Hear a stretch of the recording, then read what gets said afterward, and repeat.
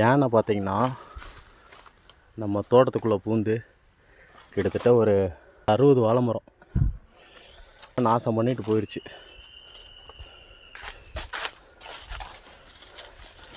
பார்த்தீங்கன்னா தெரியும், ரொம்ப கஷ்டமாக இருக்குது.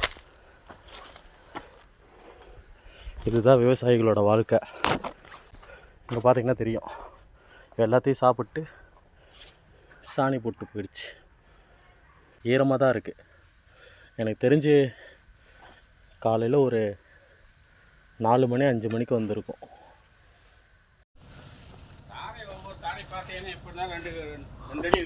அண்ணா ஜாஸ்தியாக வரும்ண்ணா. 2 அடி மேலே இங்கே பாருங்க, நகத்தோட இது கூட இருக்கு பாருங்க. இப்படி தான் உள்ள வந்திருக்கான். இப்படி வந்திருக்கான். இந்தா அப்புறம் இங்கே கால் வச்சிருக்கு. அது ஈரப்பதமாக இருக்கும், நல்லாவே தெரியுது பாருங்க.